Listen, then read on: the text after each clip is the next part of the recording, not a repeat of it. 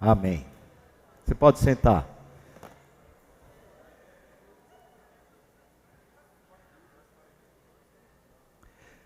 Nós estamos estudando a primeira carta de Paulo aos Coríntios. O tema desse estudo é discernindo o corpo de Cristo.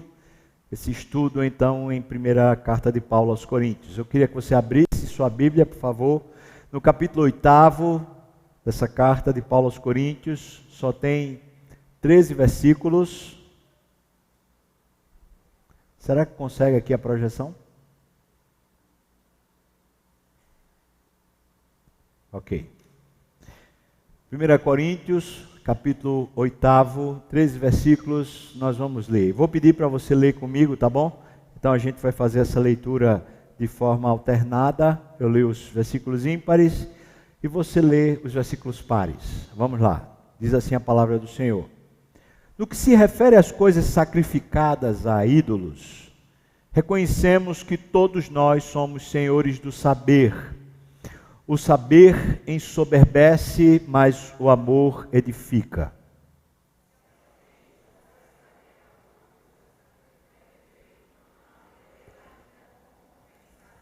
Mas, se alguém ama a Deus, esse é conhecido por Ele, por Deus.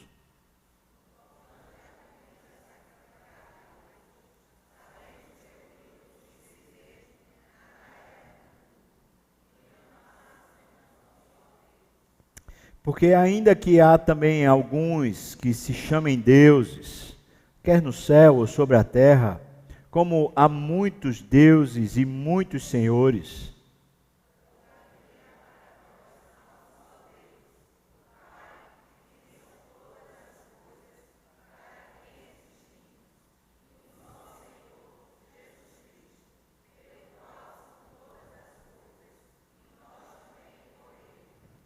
entretanto, não há esse conhecimento em todos, porque alguns, por efeito da familiaridade até agora com o ídolo, ainda comem dessas coisas como a ele sacrificadas. E a consciência destes, por ser fraca, vem a contaminar-se.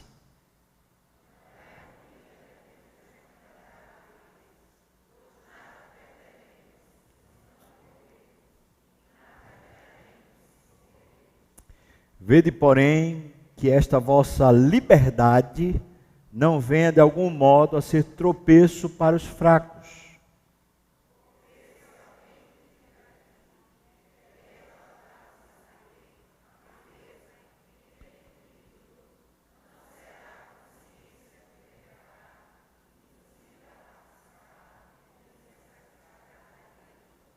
E assim, por causa do teu saber, perece o irmão fraco pelo qual Cristo morreu.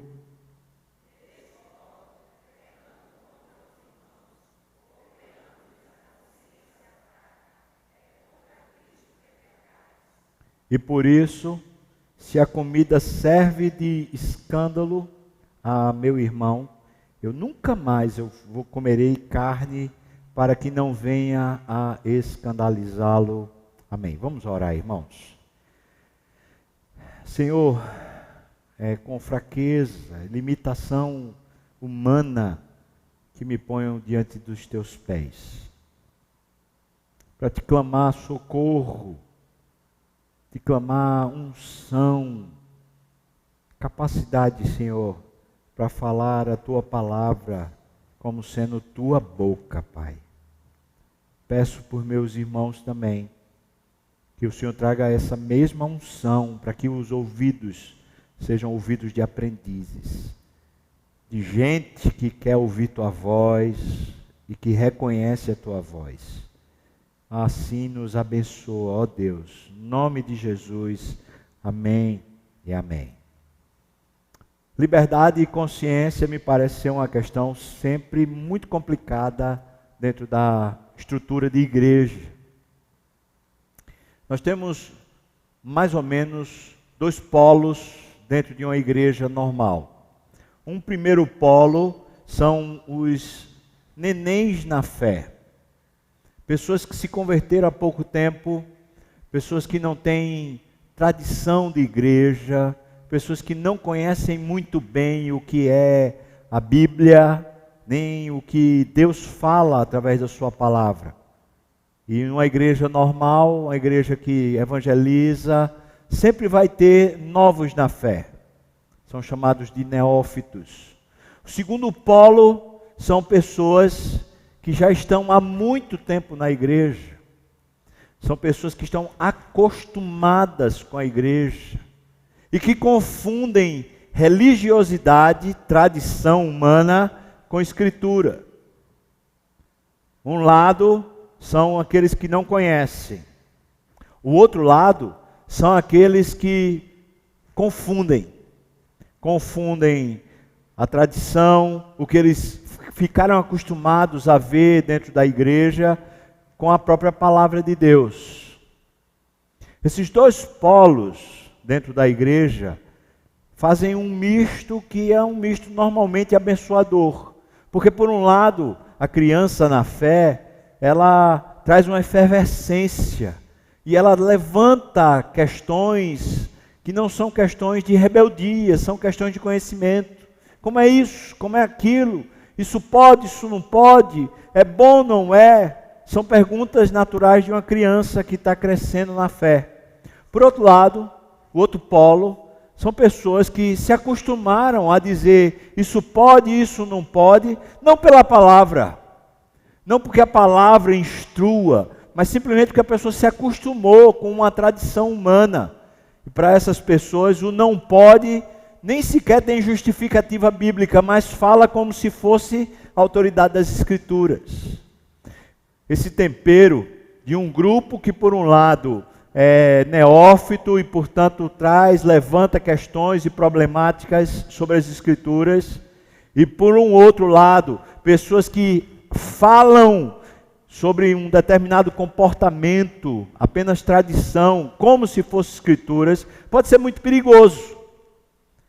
Porque pode ser, quando se juntam esses dois grupos, que em vez de a igreja começar a honrar a Deus, a igreja passe a honrar simplesmente tradição de homens e gostos pessoais. E a igreja de Cristo não é o lugar onde gostos pessoais, tradições, devam ser respeitadas. O que precisa ser respeitado na igreja, sempre é a Escritura. E a Escritura tem autoridade, inclusive, sobre tradições. Quando eu estava pensando nisso aqui, eu pensei sobre vários concílios que aconteceram na igreja, de decisões humanas que formaram tradições humanas que hoje nós rejeitamos. Quando falo nós rejeitamos, quer dizer, quando olhamos para a Bíblia, nós não podemos estar afeitos àquelas tradições. Vou dizer uma das tradições que veio na igreja e que depois teve que ser rejeitada. A chamada indulgência. O que é indulgência? A indulgência era quando alguém, se considerando pecador, precisava que seus pecados fossem liberados. O que é que a pessoa fazia? A pessoa deveria pagar alguma coisa à igreja. Pagar, às vezes, com dinheiro, e às vezes pagava com algum sacrifício pessoal. Seja esbofeteando a carne, ou fosse pagando alguma penitência, mas o objetivo era receber a indulgência, ou seja, era você se libertar do pecado, mas não por meio da cruz de Cristo, mas por meio de alguma coisa que você produzisse. Fosse dinheiro ou fosse um sacrifício pessoal. A igreja, por anos, fala a igreja cristã como toda, antes de haver a reforma, por anos, ela simplesmente vai aceitando essa tradição humana como se fosse Bíblia. Então alguém abre a Bíblia e fala, onde é que está na Bíblia essa tradição? E aí ninguém podia dizer que estava na Bíblia, porque de fato não está. Pelo contrário, a Bíblia diz que o escrito de dívida que era contra nós e que constava de ordenanças e que nos era prejudicial, Deus removeu de nós encravando-o na cruz. Ou seja, as dívidas do nosso pecado foram pagas lá na cruz e não na penitência e não no dinheiro que se paga para a igreja, na indulgência. Esse é apenas um exemplo, mas teria vários exemplos para citar de como tradições humanas, por vezes, roubam da igreja o privilégio de seguir as Escrituras. Por outro lado, quando um neófito levanta questões, especialmente para aqueles que são inseguros, ou seja, pessoas que estão acostumadas com a igreja, mas não conhecem muito bem as Escrituras. Quando um neófito, uma pessoa nova na fé, levanta questões, essa pessoa que está muito tempo na igreja, mas não conhece as Escrituras bem, ela fica temerosa. Ela pensa, rapaz, eu preciso dizer o que eu vejo. Não o que a Bíblia diz, mas o que eu conheço, o que eu sei. Veja que esse tempero, ele é bom, porque ele vai causar sempre uma efervescência, uma descoberta mais profunda das Escrituras, mas por outro lado pode ser muito perigoso quando a gente não se atém à verdade das Escrituras, quando a gente fica nessa superficialidade. Paulo está tratando exatamente sobre isso, sobre novos na fé e a tradição do judaísmo. Como é que você concilia as duas coisas? Os novos na fé e agora aqueles que têm o costume judeu que não comia carne sacrificada a ídolos. Deixe-me explicar isso um pouco melhor no sentido da cultura. A cultura hebraica era que quando você oferecia a Deus um novilho, oferecia a Deus um cabrito, na hora que você oferecia a Deus, o sacerdote imolava na sua frente, deixava o sangue escorrer, e depois ele pegava aquele sacrifício, depois de tirar, claro, a pele e tudo, então ele queimava aquele sacrifício. Mas esse queimar era que ficava em brasa lá, para que depois você pudesse tirar uma porção disso e levar para sua casa para você comer com seus familiares. Ou seja, aquela carne que tinha sido oferecida a Deus, uma porção ficava para o sacerdote, a outra porção ficava para você comer com seus familiares. Então era o costume do judeu pegar o sacrifício e se alimentar dele, um pedaço, porque a outra parte ficava para Deus, que era dado para os sacerdotes. Mas esse também era o costume dos gentios, os povos pagãos. Eles iam para os centros de adoração deles, sacrificavam animais, e eles queimavam os animais, e muitas vezes também se alimentavam desses animais. Mas quando os animais não iam direto para o consumo do ofertante, o que se fazia? O que é que fazia com essa carne que sobrava? Estou falando entre os gentios. Essa carne que sobrava das oferendas que era feita aos ídolos, ela ia para o mercado. Lá no mercado, o açougue da cidade, naquele mercado, qualquer pessoa da cidade ia lá e comprava a carne que tinha ficado no açougue. Você comprava a carne, levava para sua casa, fazia um cozido, fazia lá um negócio, e você comia aquela carne, mas você sabia que a carne que estava no mercado tinha sido uma carne sacrificada a ídolo. Essa carne do mercado não era a carne que tinha sido sacrificada a Deus, mas era a carne que tinha sido sacrificada a ídolo. Então o que é que acontecia? Os judeus falavam, não pode de jeito nenhum você comer carne comprada no mercado, a carne sacrificada a ídolo. Não pode, porque você, quando faz isso, você está pecando. Isso era a tradição dos judeus. Isso não estava nas Escrituras, mas era a tradição dos judeus. Agora, por outro lado, vem o neófito. O cara que é gentil, está lá em Corinto, se converte, está acostumado com essa ideia, e então ele ouve alguém falando da tradição assim, não pode comer carne sacrificada a ídolo. E ele não conhece as Escrituras. Então ele fica assim, meu Deus, é pecado se eu comer a carne sacrificada a ídolo. Aí de repente esse mesmo cara, esse mesmo neófito, ele está vendo alguém da igreja que é um pouco mais maduro, mais experiente, comendo carne sacrificada a ídolo. Aí ele fala, então pode. Agora veja, esse neófito que não está entendendo direito, ele pensa, então pode, e só que para ele tanto faz comer lá no mercado, como ele está lá no centro de oferendas, no templo pagão, pegando lá no meio da macumba, vamos dizer assim, pegando a oferenda no meio da macumba, porque ele está dizendo assim, pode, e o resultado é que ele começa a tropeçar. Veja que aparentemente a questão é uma questão secundária. Comer carne, não comer carne, que besteira. Parece coisa tão pequena, para que tratar sobre isso? Mas veja como Paulo desenvolve essa ideia, para eu e você pensarmos nos nossos aspectos culturais. Vamos lá.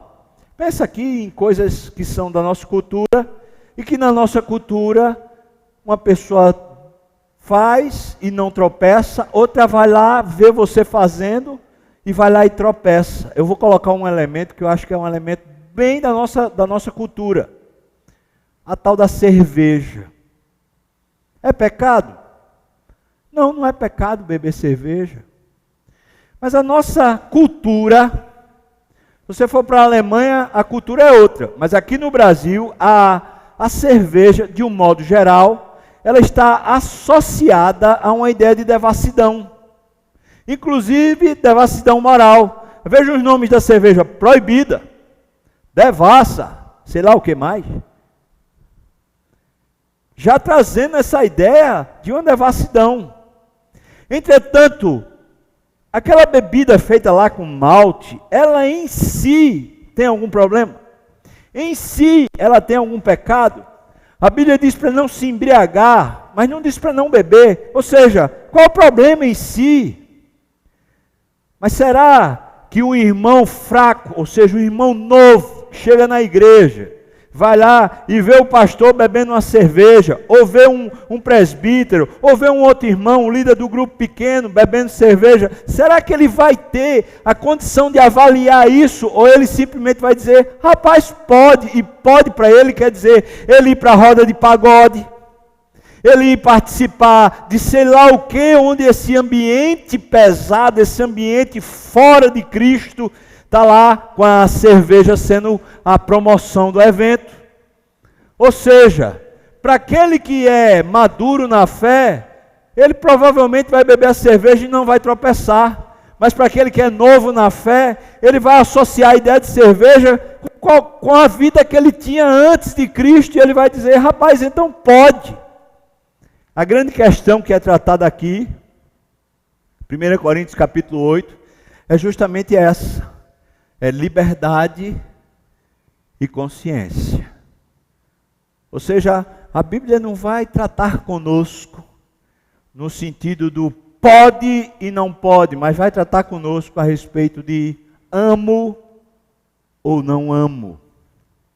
Vamos lá, vamos dar uma olhada aí. Versículos de 1 a 3. Deixa eu ver aqui. Vi que estava sobrando, pronto, melhorou. Versículos de 1 a 3, dê uma olhada por favor. Capítulo 8, versículos de 1 a 3. Veja o que ele diz.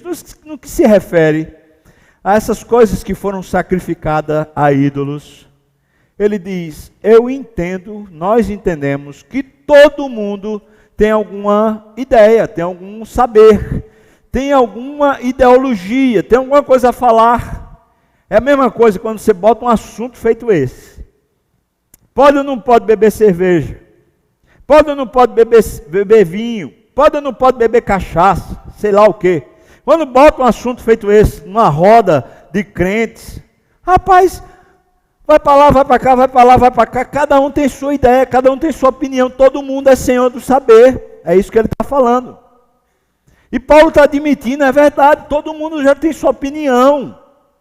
Não vai chegar a lugar nenhum essa conversa. Então, irmão, não venha conversar comigo assim, eu posso ou não posso, porque não vai chegar em canto nenhum, porque você já tem sua opinião, eu tenho a minha opinião, o outro tem outra opinião, e se você ficar, eu perguntei ao pastor, o pastor disse isso, eu perguntei a fulano, fulano já disse outra coisa, e Beltrano já disse outra coisa, claro, Porque no que são essas coisas que não dizem respeito à lei, que não dizem respeito se trata mais talvez de tradição e comportamento, você precisa ter outro princípio para reger seu coração, porque você já é senhor do saber. Seja você neófito, ou seja você já antigo na igreja, você já tem sua opinião e pronto. E vou dizer mais, me parece que aqueles que são mais antigos na igreja têm opiniões muito mais difíceis de serem argumentadas, porque é como se impregnasse na pessoa. Mas ele continua no versículo, ainda no versículo 1, ele diz: agora você preste atenção com o que você faz com o seu saber. Você sabe, você já tem uma ideia, você já tem um argumento, agora preste atenção no que você faz com o seu saber. Ele diz: o saber ensoberbece. Então toma cuidado, porque na medida que você argumenta sem Bíblia e sem coração em Deus, o seu argumento pode ser simplesmente para você ser maior do que o outro. Não um argumento para abençoar o outro e abençoar você, mas simplesmente um argumento para prevalecer sobre o outro. Porque o saber em si, você ter uma série de lógicas e conjecturas, é soberba. Não tem a ver com Cristo, não tem a ver com amor a Cristo, nem com amor ao corpo de Cristo. O saber ensoberbece. E ele fala, mas o amor, ele edifica. Ou seja, quando alguém está perguntando para você sobre pode e não pode, em vez de você ficar preso à questão do pode ou não pode, você precisa discernir o que é que aquela pessoa de fato está querendo conhecer de Deus. Veja que ele segue. Ele segue aqui no versículo 3, veja o que ele diz aí, por favor. Versículo 3, ele diz: mas se alguém ama a Deus, não é assim, irmãos? Ou não? Mas se alguém ama a Deus, esse é o quê? Ora, veja só, ele não diz se alguém ama a Deus, conhece portanto a Deus. Mas ele fala, se alguém ama a Deus, esse é conhecido por Deus. O que ele está falando é de relação. Portanto, a nossa ética, preste bem atenção para você não tropeçar. A nossa ética, ou seja, a nossa postura comportamental, precisa ser discernida no amor a Deus e não no amor ao outro. Porque o nosso saber precisa ser fruto de Deus nos conhecer e não de simplesmente a gente argumentar. O amor é porque Deus nos conhece, isso quer dizer, Deus nos discerne. Então se você diz assim, eu amo você, ou digo, eu vou responder a você em amor, o que você está me perguntando, é preciso discernir que Deus já conhece aquela pessoa, se de fato ela ama a Deus. É por isso que a palavra de edificação deve ser uma palavra a partir do que Deus conhece, e não simplesmente do que pode e o que não pode. Porque aqui mesmo, na primeira carta aos Coríntios, Paulo já disse, e ele disse isso com muita força, ele disse, todas as coisas me são lícitas, mas nem todas me convêm. Todas as coisas me são lícitas, mas eu não me deixarei dominar por nenhuma delas. Então agora ele está falando isso, ele está falando que esse amor é um amor a Deus, nessa relação onde Deus lhe conhece. Ele sabe quem é você. Ele sabe as suas fraquezas, os seus limites. Ele sabe que porções cabem a você e porções que não cabem ao seu irmão. Vou dizer para você, irmão, às vezes que eu tentei beber alguma coisa alcoólica, eu descobri uma coisa, eu sou fraco demais. Porque olha, um gole, é impressionante, um gole de cidra, acho que é cidra, sei lá, aquele negócio feito de champanhe, um gole daquele negócio eu já fico com as pernas bambas. Não serve para mim, mas não serve mesmo para mim. E não é que eu não gosto, o gosto é bom na boca. Cerveja eu achei um negócio terrível, que gosto horrível aquele negócio lá. Quem quiser que goste, eu não estou recriminando, mas eu achei terrível. Mas o tal do vinho é bonzinho. Só que se eu boto na boca e bebo um pouquinho, minhas pernas já ficam bamba. Você acha que vai servir para mim, irmão? Eu não preciso nem do teste do bafômetro, eu preciso só do teste das pernas. As pernas estão tremendo, quer dizer, não serve para mim. Deus me conhece. Eu preciso discernir essa causa na base do que Deus me conhece. Eu não preciso discernir essa causa na opinião dos homens, mas naquilo que Deus me conhece. Agora eu preciso ser lúcido o suficiente nessa relação para dizer, Deus me conhece. Deus me conhece, sabe que isso é um limite meu. Tem neguinho aqui dentro da igreja que toda vez que bebe tem que passar do limite. Então, irmão, você está simplesmente passando por cima do amor de Deus. Não tem amor a Deus, você tem amor à bebida, ou você tem amor ao seu comportamento e não a Deus. Bebe, aí diz, não, mas eu bebo é para ficar com soninho. E desde quando bebida alcoólica, Rivotril, ou sei lá o quê? Não, é porque a vida é muito pesada, é pesada.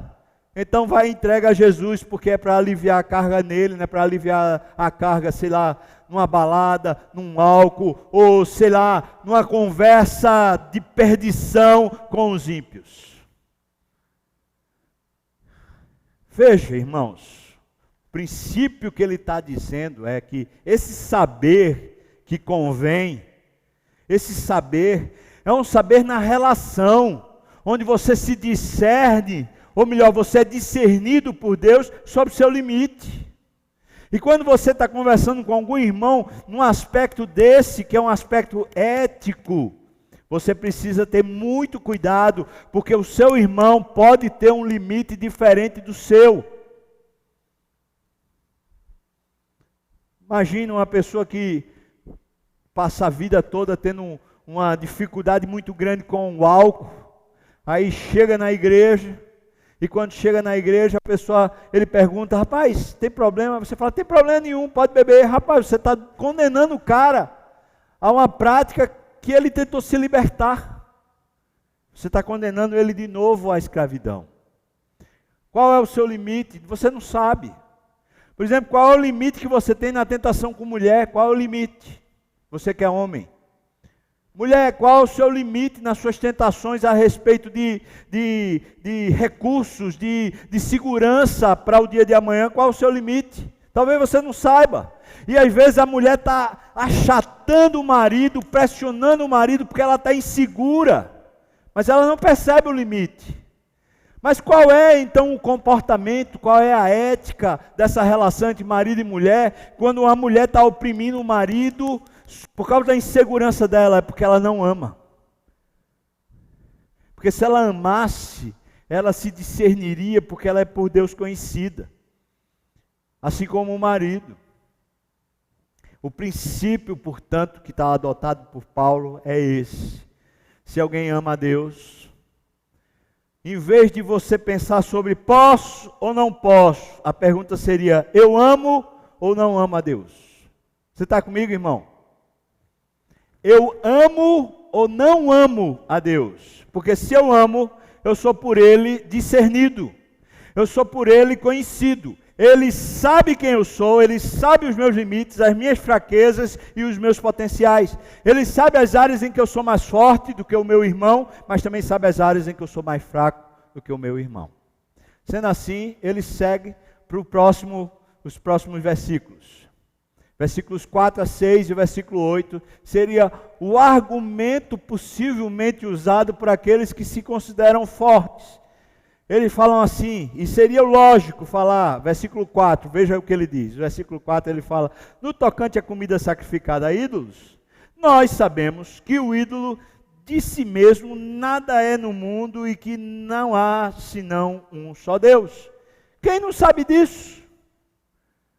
Estamos na igreja, nós somos crentes, então nós olhamos para as questões dos ídolos e falamos assim, as questões do ídolo não são nada, um ídolo não vale mais nada. Mas outro dia, estava conversando com uma pessoa da igreja, e a pessoa estava perguntando assim, veja só, uma pessoa neófita, pessoa nova na fé, a pergunta da pessoa foi, ô pastor, eu tenho passado por esse tormento, isso, será que alguém fez macumba para mim? Ou seja, o que a pessoa está pensando, ela está pensando ainda, já que ela é nova na fé, ela está pensando da mesma maneira que uma pessoa que é do mundo pensa. Mas eu disse para ela bem em 1 João e falei assim, o que a Bíblia diz para nós é que se somos de Deus, o maligno não nos toca. Porque para a gente que já é crente, já conhece, a gente diz assim, o ídolo não tem valor nenhum, nem tem poder nenhum. Mas para a pessoa que é nova, ela ainda não discerne isso. Mas o argumento do forte é, rapaz, isso aí não tem valor nenhum, a cerveja não tem valor nenhum, o vinho não tem valor nenhum, a lambada não tem valor nenhum, sei lá o que não tem valor nenhum. E a gente usa o argumento do tipo assim, qual é o problema? Já viu alguém usando esse argumento? Alô, irmão, já viu alguém usando esse argumento? Mas qual é o problema? Todo mundo faz, por que não? Por que não? Esse não é um argumento de alguém que está amando a Deus, mas é um argumento de alguém que se julga forte. Fala, por que não? Todo mundo está fazendo, por que não? Pode sim. Versículo 4 ainda, ele fala assim, veja lá, por favor, versículo 4. Ele diz, não é nada no mundo que não há um senão Deus. O argumento do versículo 4 ainda é esse. Só tem Deus. E é verdade. Entretanto, ele está desconsiderando que o neófito, ele ainda não tem isso forte na fé dele, ainda não tem esse discernimento na fé dele. Então ele está dizendo uma coisa que é verdade. Para ele é uma verdade consolidada, mas para o neófito, para aquele que está novo na fé, ainda é uma coisa que ele está aprendendo. Continua versículos 5 e 6, no finalzinho do versículo 5, mas eu vou ler os versículos 5 e 6 todos, diz, porque ainda que há também alguns que se chamem deuses, eles se chamam deuses, ou seja, quer no céu ou sobre a terra, como há muitos deuses e muitos senhores. Essa é a cultura popular. Todo mundo vai falar disso. Eu sei que nós não temos uma cultura politeísta. Entretanto, nós temos uma cultura de tudo pode. E temos a cultura do qual é o problema.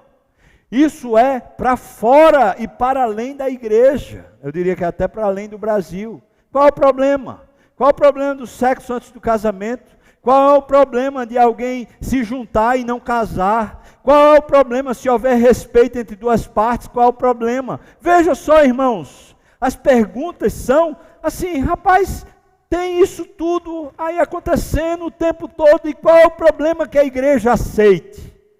Mais ou menos isso que está sendo argumentado aqui no versículo 5, aí no versículo 6 ele diz, todavia, para nós há um só Deus, o Pai, de quem são todas as coisas e para quem existimos, e um só Senhor Jesus Cristo, pelo qual são todas as coisas, e nós também existimos por Ele.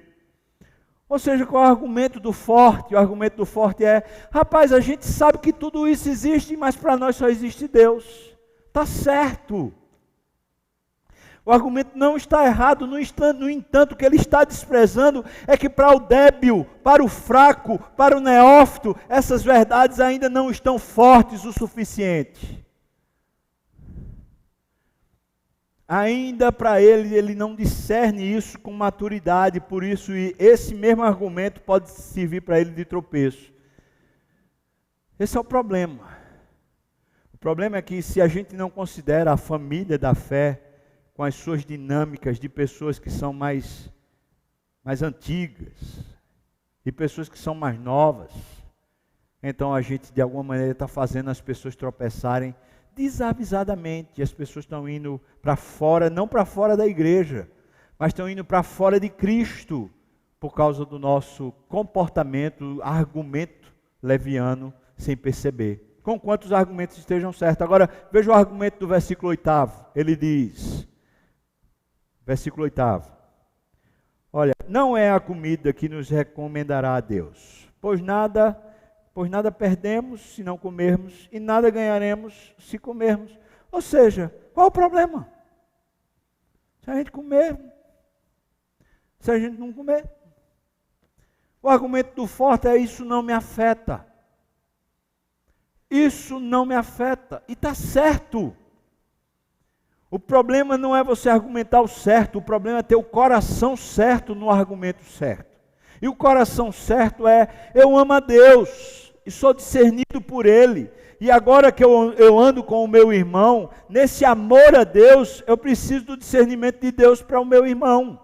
E não simplesmente do certo, do errado, do pode e não pode, do que é isso não tem nada a ver, isso não tem problema. Tem problema porque se meu irmão tropeçar, fui eu quem ajudei ele a tropeçar. E a palavra tropeço, escândalo aqui, não está falando simplesmente da pessoa chegar e dizer, ai, eu não concordo com isso. É mais grave. A ideia de tropeço aqui é alguém que vai para fora de Cristo. Vai para fora. É a ideia de alguém que se perde no caminho com Deus por causa de nós, por causa dos nossos argumentos ou por causa do nosso comportamento. Qual é o argumento para os fracos? Não o argumento dos fracos, mas o argumento para os fracos. O versículo 7 diz, ele diz, entretanto, não há esse conhecimento, o conhecimento dos fortes, para todos. Não há. Os fracos não entendem isso. Eles não discernem isso. Os neófitos ainda não discernem. E eu queria falar com você então agora, nesse sentido. Você que é novo na fé, você que, talvez você seja até antigo na igreja, mas você passa a ter um relacionamento mais vivo com Deus agora.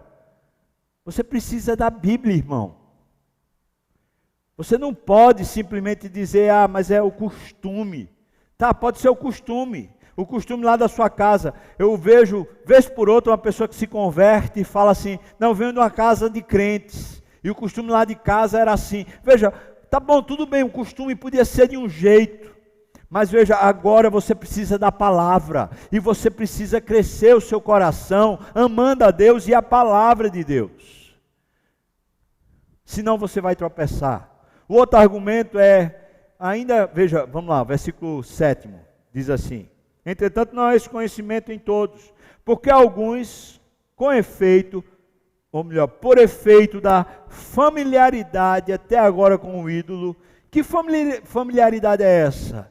É que ele está vindo do mundo, e as ideias que ele tem ainda estão sendo organizadas, ele ainda está conhecendo o Evangelho, portanto ele ainda tem uma familiaridade com todas as coisas do mundo. Mas alguém que tem essa familiaridade com o mundo, vamos lá, versículo 7 ainda. Porque alguns, por efeito da familiaridade até agora com o ídolo, ainda comem dessas coisas, veja só, como se fossem para eles sacrificadas. Quando eles estão comendo, você diz assim, mas não tem nada demais. Quando eles estão comendo, no caso aqui, eles estão comendo dizendo assim, rapaz, tem nada demais adorar o ídolo. É a mesma coisa que você, usando mal comparando, mas a ideia que eu falei da cerveja no sentido da devassidão. A pessoa diz assim, rapaz, não tem nada demais, mas a pessoa, quando está entendendo a cerveja, não está entendendo o líquido como você entende, ela está entendendo um ambiente de devassidão, de imoralidade que porventura ela praticava antes. Então ela chega e diz assim, não tem nada demais, o líquido não tem nada demais, mas o ambiente tem, o ambiente é promíscuo, o ambiente faz você tropeçar, o ambiente faz você se perder, não é para você estar lá, é para você estar aqui. É a ideia que ele está falando aqui. Por causa da familiaridade que eles têm com os ídolos, o que é que eles fazem? Eles comem a carne dizendo assim, foi sacrificada a ídolo, não tem nada demais não, dá uma adoraçãozinha a um ídolo, não tem problema nenhum. E eles vão, por causa disso, versículo ainda 7 diz, e a consciência desses, por ser fraca, vem a contaminar-se. Ou seja, eles começam a ter um prejuízo no caminhar da fé. Então, irmão, eu queria que você tivesse um pouco mais de percepção de que os nossos limites não dizem respeito a simplesmente o pode e não pode, os nossos limites dizem respeito ao nosso amor a Deus. E esse amor a Deus faz com que a gente seja discernido por Ele e, portanto, nossa relação com o outro é dentro do discernimento de Deus e não do nosso próprio discernimento. Então, o que é uma consciência madura, segundo Paulo? Essa consciência é que consegue ter liberdade consciente, ou consciência plena em Cristo de uma liberdade espiritual. O que é que diz então? Versículo 9, por favor, dê uma olhada. Versículo 9 diz: não é a comida que nos recomendará a Deus, pois nada perdemos se comermos ou se não comermos. Desculpa, é o versículo 10. Versículo 10.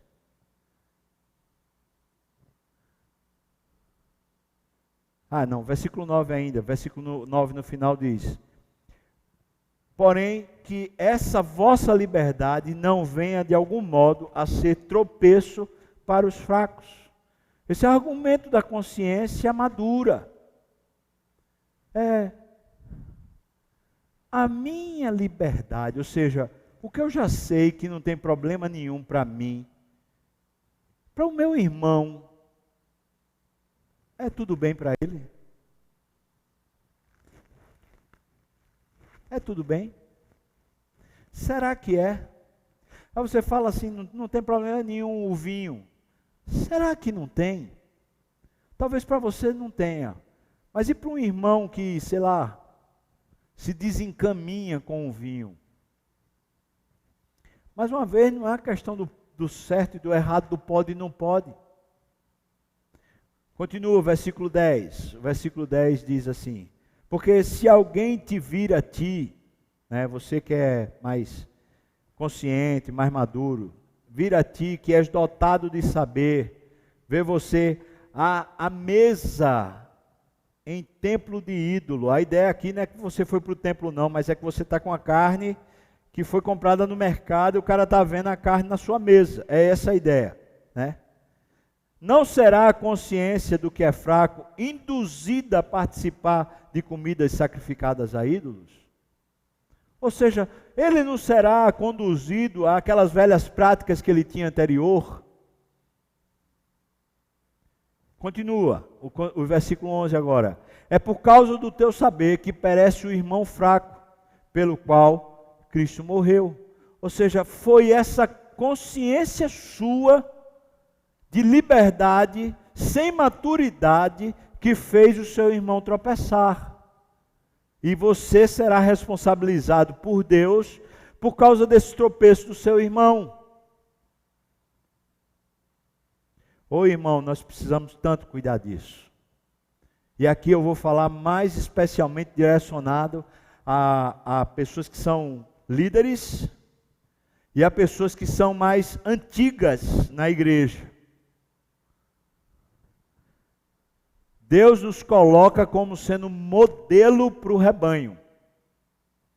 Então, não é que eu possa ou não possa, porque na verdade Deus me deu liberdade para, exceto pecar, todas as coisas.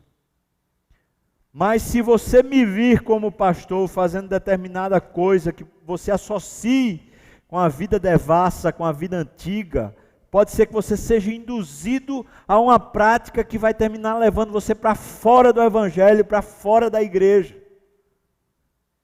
E eu vou dizer, olha, está nascendo assim de igreja que faz isso com os seus fiéis, fazendo com que os fiéis, na verdade, estejam cheios de mundo e não cheios do Espírito, mas frequentam a igreja.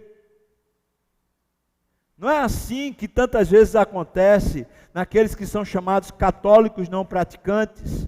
Eles se dizem católico, quando tem, sei lá, uma missa de virada de ano, a missa do galo, quando tem um festejo de um santo lá do que a pessoa é devota, a pessoa vai para a igreja, enche a igreja, mas no resto da vida, o resto dos dias, a pessoa vive fora de Deus, fora da religião. O que foi que aconteceu com essas pessoas?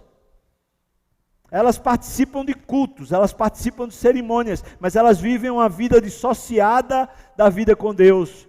E agora, o que tem de igreja evangélica, entre aspas, evangélica, fazendo exatamente isso com os seus fiéis.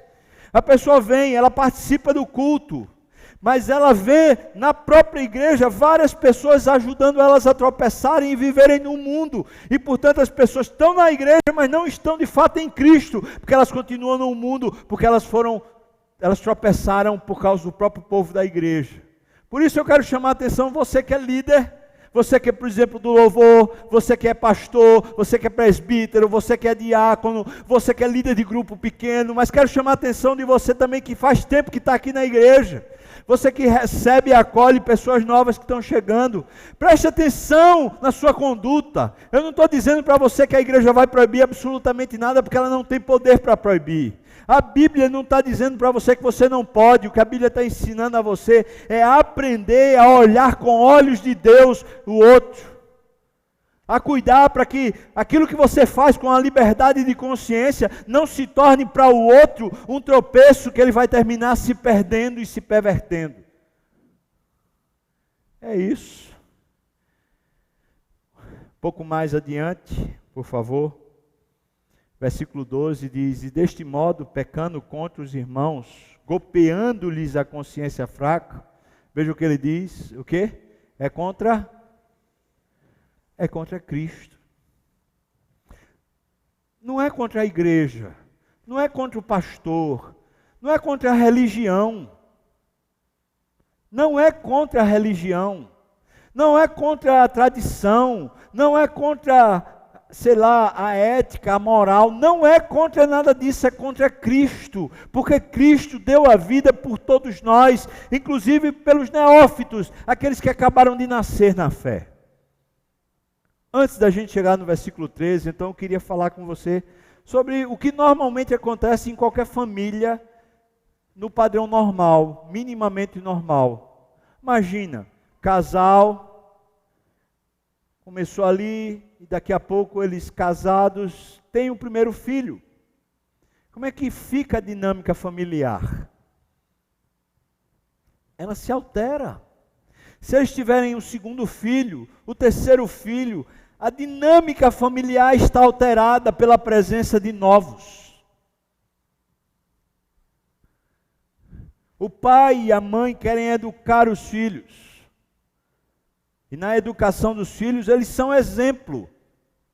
A postura deles, a conversa deles, se dizem ou se não dizem palavrão, os ambientes que frequentam, as conveniências que têm, sei lá, passa pelo sinal vermelho, o filho olha, aí você diz assim, não tem problema não, filho. Aí você está já ensinando. O filho vai se acostumando e vendo. Por quê? Porque a criança que chega dentro de casa, ela muda a dinâmica de casa. Se o pai e a mãe amam os filhos que estão sendo educados, o pai e a mãe passam a zelar pela conduta, pelo proceder, pelas conversas, por causa desse novo ente. Não é falsidade, mas é maturidade.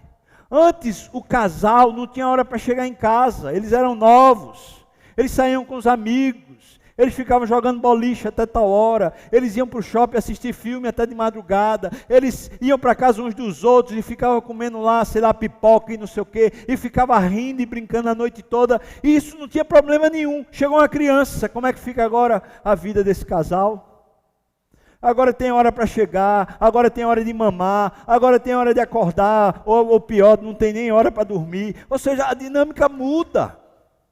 Mas muda toda essa dinâmica por amor. Não muda simplesmente por uma obrigação. Mas quando os casais entendem essa chegada como sendo uma imposição, uma obrigação, como é difícil para os casais se adaptarem a essa nova jornada. Estou usando então o exemplo da família normal para pensar na família igreja, essa família da fé, esse corpo de Cristo. Graças a Deus, Deus nos tem dado novos irmãos. Eu falei o testemunho aqui que hoje, pela graça de Deus, alguns novos irmãos foram salvos por meio de Cristo Jesus. Glória a Deus. O que fazemos com esses novos? Como os abraçamos, como os cuidamos? São novos na fé, são crianças. Outro dia, recebo um WhatsApp de uma pessoa falando assim, olha, tem uma pessoa que está querendo muito conhecer a Cristo, ela está desesperada, está com câncer. Marcamos um almoço, eu fui lá, conversei e tal. Depois a gente foi fazer uma visita na casa desse casal, um casal que está super novo na fé. Eles vêm de outra tradição religiosa, não conhecem quase nada de igreja. Um casal que precisa de cuidado. Precisa de cuidado aqui, irmãos, não é cuidado da gente ficar, sabe, babando, não. É o cuidado de uma criança. Ajudá-los a crescer, ajudá-los a dar os primeiros passos, ajudá-los a se alimentarem direito, ajudá-los a terem uma visão, uma percepção das Escrituras, ajudá-los. Quantos novos na fé nós temos, irmãos? Agora eu pergunto para você que é mais antigo na igreja. O quanto você está aberto a acolher, a abençoar, a abraçar, a ajudar essas pessoas a crescerem na fé. Nós somos o corpo de Cristo, irmãos. E se alguém está chegando novo, eles precisam ser acolhidos pelo corpo, precisam ser amados, tratados, precisam ser estimulados ao crescimento no amor a Deus. E eles vão ver isso em você. Amém? Eita, amém fraco. Amém, irmãos? Amém. É em você. Precisa dessa disposição. Senão a gente não é corpo de Cristo. A gente é só uma igreja instituição. E a igreja instituição, ela fecha portas, ela perde seu sentido, ela no instante deixa de existir, porque vira clube. Mas se a igreja é corpo de Cristo, e se a gente está discernindo isso, os novos precisam de uma atenção especial. Os novos, eles precisam de um carinho especial. Os novos precisam de discernimento especial. A gente precisa ser a mão que abraça eles. A gente precisa ser o olho que olha para eles. A gente precisa ser a ternura que afaga o coração deles. Versículo 13, por favor, dê uma olhada. Versículo 13 diz: e por isso, se a comida serve de escândalo a meu irmão, nunca mais eu comerei carne, para que não venha a escandalizado. Isso aqui é uma resolução. É uma resolução que Paulo está fazendo. Ele diz: se a comida serve de escândalo, se essa besteira que não é nada, mas se é isso que está fazendo meu irmão perder a fé, voltar para o mundo, eu não vou mais fazer.